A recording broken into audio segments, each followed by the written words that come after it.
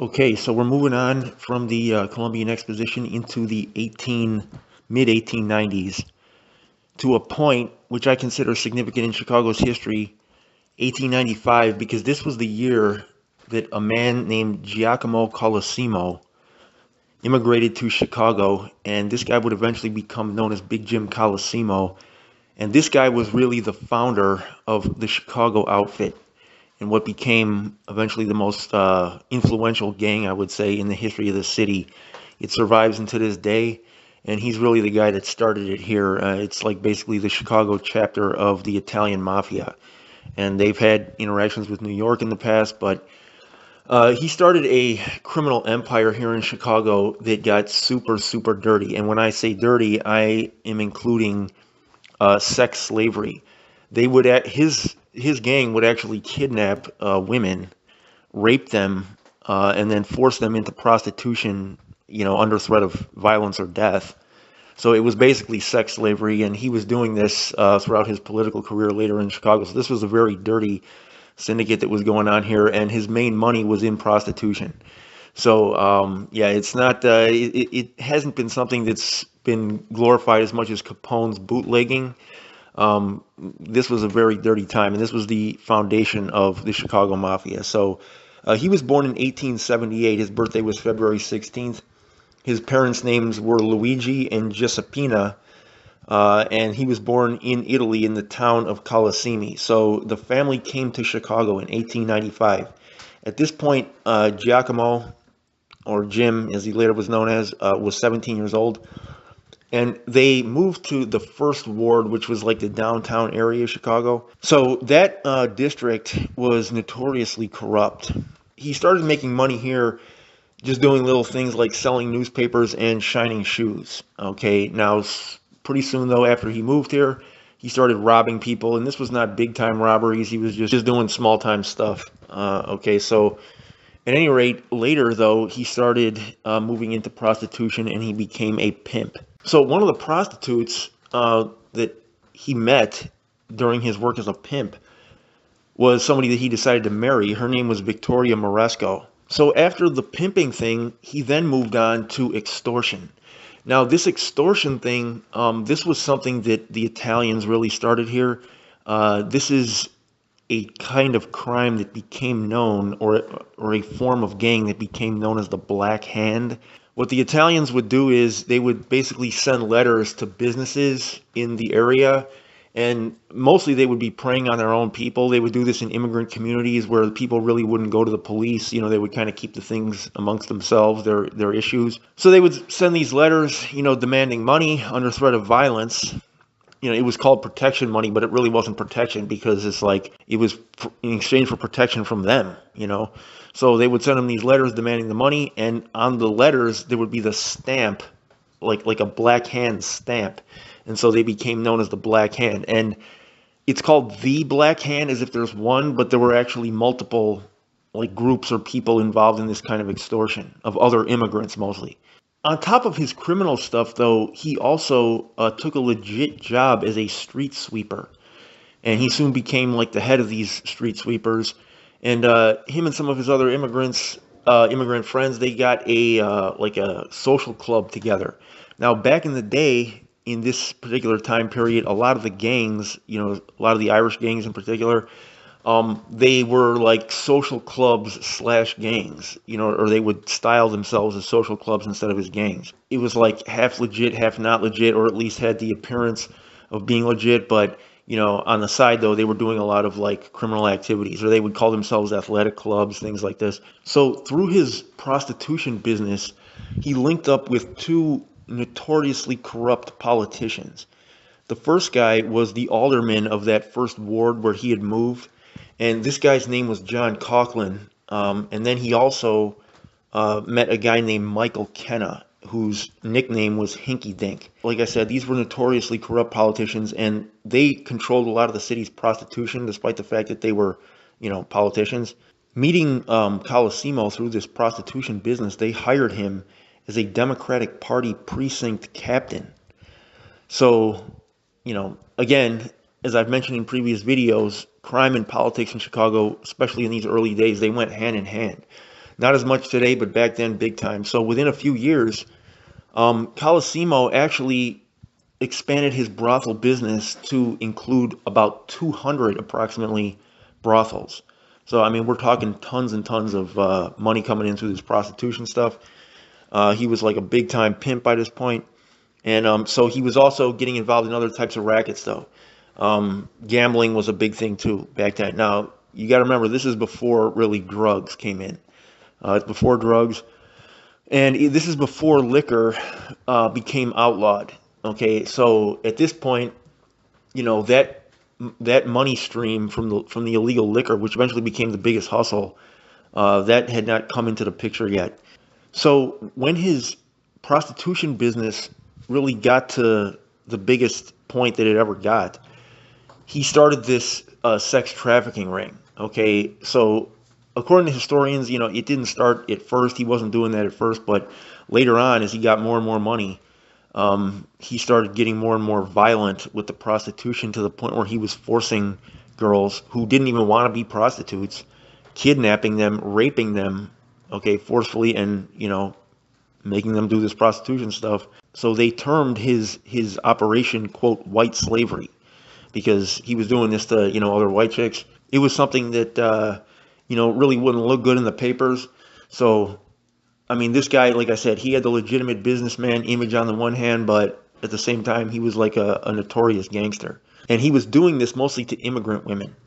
And a lot of these girls were underage, too, I should mention. A lot of these were not, you know, grown women. These were literally girls that he was doing this to. So the way that he would kidnap them was a lot of the ways that, you know, sex traffickers today do it. They give job offers to immigrant women. They tell them, you come to Chicago, we got this job for you. Oh, yeah, they got a job for you, all right. But not the one they're telling you about. So they come, then they're kidnapped, they're imprisoned, okay, they're held, literally, physically, they're against their will, and they're raped, and then they sell them, okay, to other brothels or to other pimps in other states. So hence the term trafficking, okay. So, I mean, this is dirty, man. This is like the highest level of dirt. Literal slave trading. So a lot of the dirt that he was doing eventually caught up with him, because in 1909, the Black Hand turned against him. And not necessarily his own group of guys, but other guys, you know, I mean, you hear some of these guys, like, they talk about, like, robbing other thieves, killing other killers, you know, that kind of thing, like robbing drug dealers. Well, a lot of criminals, you know, do activities amongst themselves and, you know, make their victims other criminals. So these Black Hand guys tried to extort him, okay, who had been extorting other people, from other people, I should say. So they sent him a letter in 1909 demanding money. So he actually paid them the money, okay, but that didn't make them stop. That made them, you know, do it even more. So they sent even more letters demanding more money. So he needed people to protect him. So what he did was, he went to a guy who was the nephew of his wife. And this guy's name was Giovanni Torio, or Johnny Torio. And his nickname was Papa Johnny. Now, this guy was from New York, not Chicago, okay? But he was Italian. So, you know, they had that connection. So this guy, Johnny Torio, he owned a pool hall in Brooklyn. And, you know, so at this time he was living in Brooklyn. And this was like kind of like a gang headquarters of guys that he had and guys that he controlled. So one of the guys that he controlled, that Johnny Torio controlled, was Al Capone. Okay, he was a member of his gang. Johnny Torio, at the request of Big Jim Colosimo, came to Chicago, and he became like the capo to Big Jim. He was like the second guy. Together, these guys really started what became known as the Chicago Outfit. Okay, and they developed this thing into like a criminal empire over Chicago. And so, as far as those Black Hand guys go, the guys that were trying to extort money from Big Jim, what Johnny Torio did was that he said, "Sure, I'll pay you guys the cash." So he arranged a spot to meet up for them for him to drop off the cash to them. And when they came, and this was on a Chicago street corner, I'm not exactly sure which street corner it was, but when they came to pick up the cash, he killed them. So Torio became kind of like Colosimo's enforcer, or his shooter, so to speak. So he was kind of handling all the, the nonsense that was going on and letting Colosimo kind of maintain an image that allowed him to have political connections. So he was gaining a lot of connections with politicians, and he actually owned a restaurant here in Chicago, and so was doing kind of like the legitimate thing on top of doing the illegal stuff. And one thing that Johnny Torio did for Big Jim Colosimo was there was a girl who had escaped from Big Jim's sex slavery ring, and she was going to testify against him about this human trafficking empire. Well, Johnny Torio killed her. Okay, so you see the way that the mob has been like glamorized later on in Hollywood. I've been telling people like this is not really how it was, man. Like it is super dirty. So the relationship between Torio and Colosimo were taking them to the top of the underworld, but this eventually fell apart over the issue of alcohol with the coming of Prohibition. As some of you guys may know from history class, this happened in 1919, and Torio saw an opportunity to make tons of money in this. Well, Colosimo didn't want to do it. He did not want to go for the bootlegging stuff. He already had a restaurant where he sold alcohol, and he was satisfied to keep it at that. He didn't want to risk getting busted over this bootlegging stuff. But Torio didn't do anything about it yet until in 1921, Big Jim Colosimo divorced Johnny Torio's aunt, Victoria, and instead he married a singer who was only 19 years old at the time. So, Johnny Torio, after this was like the last straw, and he decided that Big Jim Colosimo had to go. So he went to New York to the other Italians, and he asked the other Italian gangsters out there for the green light to take out Big Jim Colosimo and asked them if he could be the new leader after Colosimo was gone. And so he arranged a hit on Big Jim Colosimo. He sent him over to his restaurant or called him to go over to his restaurant to pick up some liquor. And Colosimo was there.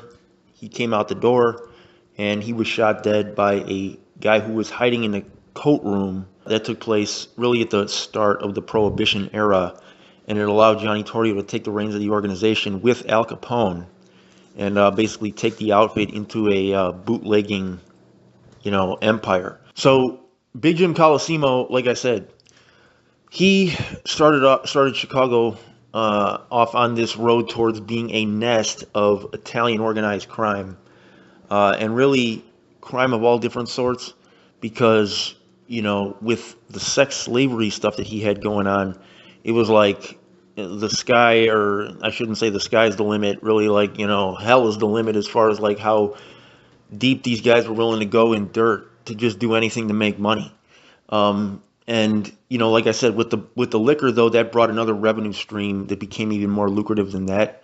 But despite all the crap that he was doing, he got a big funeral, here in Chicago, a lot of honors, and 1,000 Democratic Partymen were at his funeral. So he went out like basically with a lot of honors at the funeral. But like I said, he had left a stamp on Chicago that was very ugly.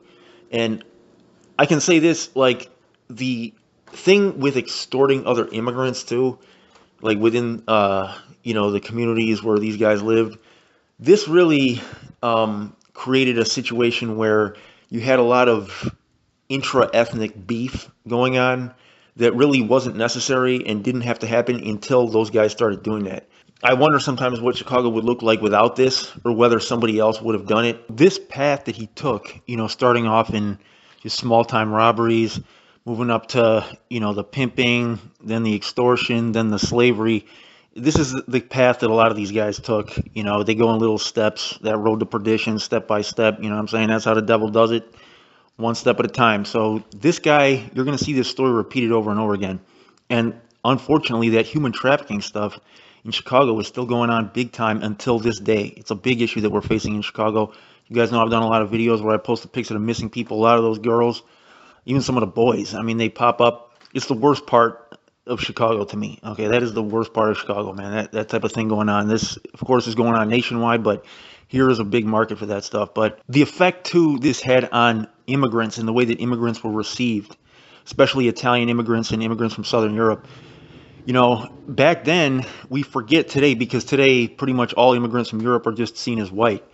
Back then, there was a lot of pushback and a lot of discrimination against Southern Europeans because, and not just Southern Europeans, Eastern Europeans too, and Irish too, because, well, one, they were kind of associated with these dirty, crowded, crime-infested immigrant ghettos.